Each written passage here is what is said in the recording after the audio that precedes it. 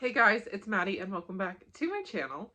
Today we are going to be reading the highest and lowest ranked books that I have thrifted recently. I have 10 books that we are going to go through, and I'm going to go off of the GoodReads rating as of today, and then I'll be reading the one that has the best rating and the one that has the lowest rating. So let's get right into it. The first 5 books are from Value Village, and 2 of them are part of a series, so I don't know how this is going to go. The first book is Allegiant, which is the 3rd book of the Divergent series, and on Goodreads it has a rating of 3.6 stars. Next is New Moon, and that is the 2nd book of the Twilight series, and it has a rating of 3.59 stars. Next is Paper Towns by John Green. It has a rating of 3.17. Lessons in Chemistry. This I was so excited to find because I've heard really great things about it, and the rating on Goodreads reflects it being a 4.31 stars. And honestly, I know very little about this book, so as of right now, it's in the lead by a significant amount. And lastly, from Value Village is It Ends With Us by Colleen Hoover, and it has a rating of 4.18. Next, we have the 5 books that I bought used off of Facebook Marketplace. The first is After Her, and it has a rating of 3.16. Then we have 5 Wives, and it is rated 3.58 on Goodreads. I have seen this book online being talked about recently, A Child Called It, and it has a rating of 4.13 stars. Next is Among the Missing, and it is rated 3.36. And lastly, Beautiful Secrets by Christina Lauren is rated 4.03. So, Lessons in Chemistry is our highest rated book at 4.31 stars, and this was a Value Village find. And then Among the Missing by Morag Joss is our lowest rated, and it is 3.36 stars. I think I'm going to read the lowest rated first to hopefully end this video on a high note. So we will start off with Among the Missing.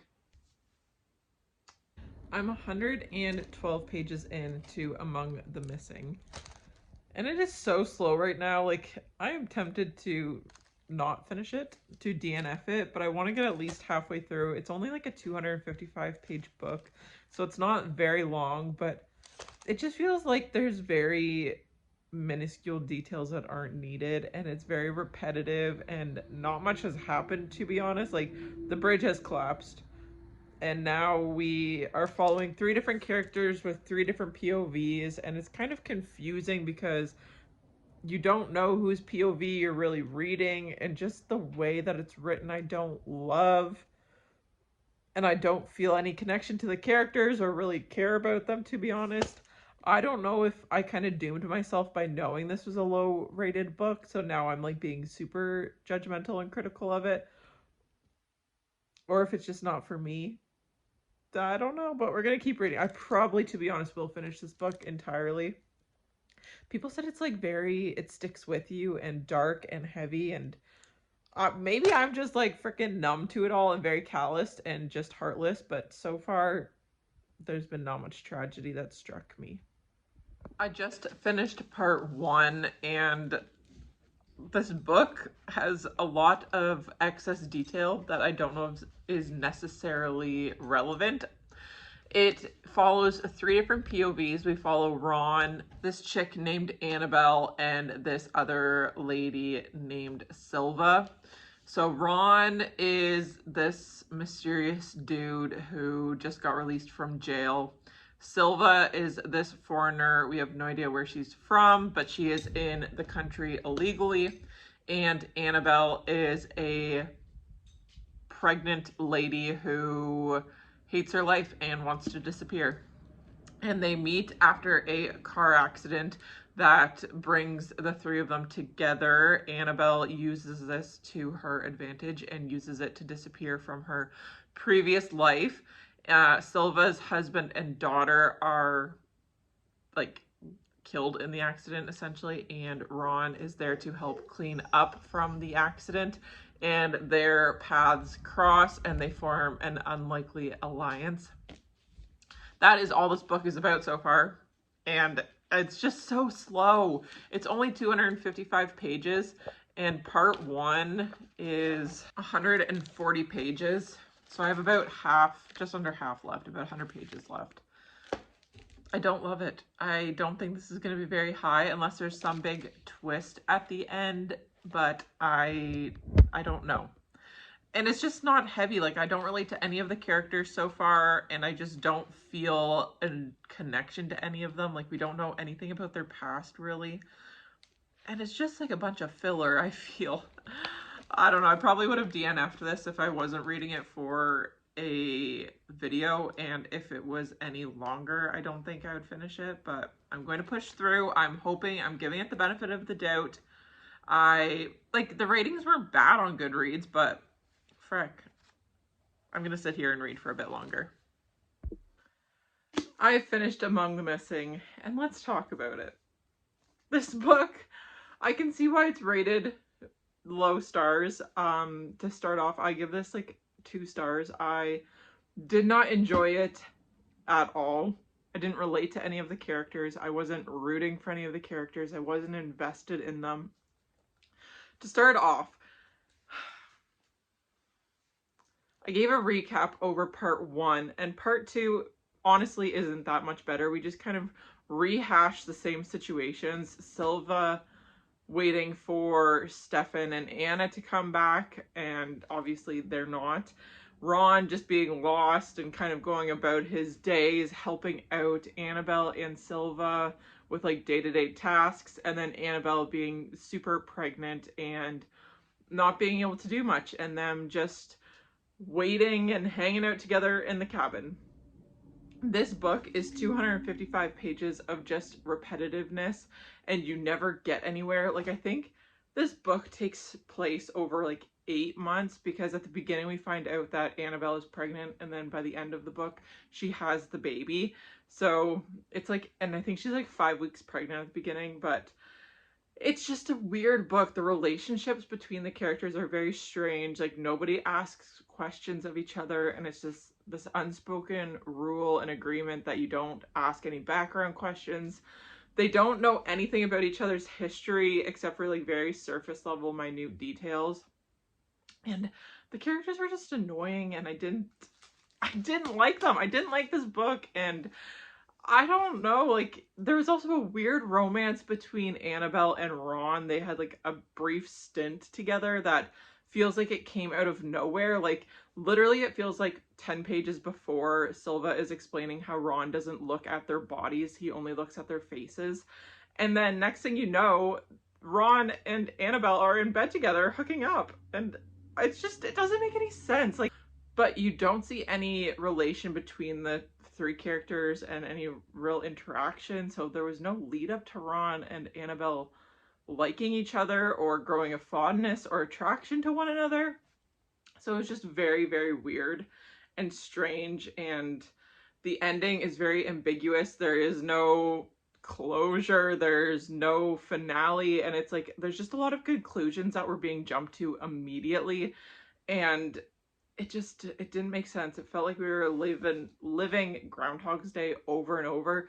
Silva goes to work, Ron goes to work, Annabelle stays at the cabin and cleans, but her cleaning isn't up to Silva's standards, and it just didn't make sense to me. And Annabelle just kind of up and left her life, and I don't know. I didn't enjoy this book whatsoever. I will say the last like 20 pages had me on the edge of my seat and wanting to know more, and I wish that had carried out throughout more of the book, and that angst and that anticipation and suspense was introduced way earlier. I think that would have hooked me a lot more, and I think it was an interesting concept. That's why I do give it 2 stars, because it was interesting. I just didn't enjoy it, and I thought that it set itself up to be a really good book. It had the potential, but it just fell very flat for me. Like, it wasn't awful. I don't hate the book, but I didn't love it. So with our lowest rated book coming to an end, I rated it lower than it was rated on GoodReads. we're going to conclude this with hopefully a more promising book, Lessons in Chemistry, which is, I think, like 4.36 stars or something like that. So I have much higher hopes for this book.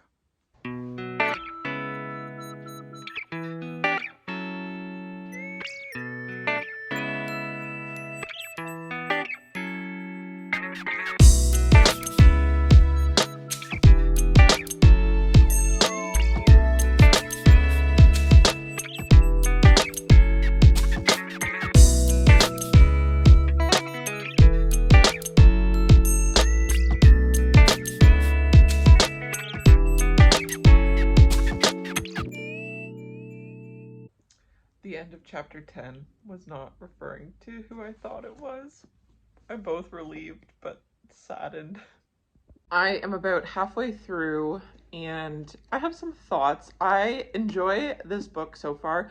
I like how the author really starts with the present but then moves back in time and then brings us back up to date. I think she's doing a very good job of it, kind of doing the flashbacks and making it like a cohesive story and where you don't need like timestamps. So I appreciate that. This book is giving me big Ellis Gray and Richard Webber vibes, like from Grey's Anatomy, when they have their flashback to like when their relationship is first starting in the hospital and how they're at a huge disadvantage, is like just being in those times where women aren't seen as equal in this field. So I like it so far. I think it's very interesting. I enjoy the characters. None of them are really irritating me so far, except for the school teacher. She's annoying, and obviously like the males. It has a very like cold, harsh opening, so beware. Potential trigger warning for that. And it is very harsh. The workplace environment that Elizabeth is in, it's not a very enjoyable, like it makes me feel very uncomfortable, and I think that's what the author was trying to get across, and she succeeded, because there were multiple times where I'm like, okay, this is happening, this is what we're doing right now, and this is how women are being treated in like science. Some parts can move a little bit faster, but I'm still enjoying it. I don't really know where this book is headed. I don't know like what the end goal is, or if we're just like kind of following along, but I'm excited to figure out what happens, hopefully diving more into like Kelvin's past and maybe figuring out a little bit more about Elizabeth as well. And also how she's going to handle being a mother now and doing the TV show. I have finished Lessons in Chemistry, and let's talk about it. This book I did enjoy for the most part, and I give it 3.25 stars, but I didn't love it. I felt like as a reader, we were kept in the dark about a lot of Kelvin and Elizabeth's paths and like what they were truly feeling, and they were kind of just very surface level characters. So it was hard for me to fully commit to them and to their relationship and to their storyline, because I didn't always feel like I knew them or understood them very well. And one thing I did enjoy is Maddie. I have never really read a book about a child or from a child's perspective, and I thought it was very interesting how the author decided to like introduce her and to make her character. But that being said, she's very, very advanced for a child, so it was like reading about an adult. So take that with like as you will, but I enjoyed it, but I also don't know if I would have enjoyed it as much if it was more immature, more childlike. But I thought she was quite the character and very, very smart, almost a little too unrealistically smart, even though her parents are chemists. And that's the other thing. This is Lessons in Chemistry, but I didn't really get a whole lot of chemistry out of it. Like there were little drops and hints here and there, but in the grand scheme of it, it was just about two scientists and two chemists. That was kind of all it was. I don't know. His book was not what I was expecting at all. Then again, I didn't know much going into it, so, but from the title, not what I was expecting, and yeah, I enjoyed it. I'm glad I read it, but I don't necessarily understand the hype that some people give it, but that's just my opinion. Those are just my thoughts. The ending also felt a little bit off for me, that it was trying to just tie everything up in a bow and make everything okay and explain away a lot of big plot points but I don't know if it did it effectively, in my opinion.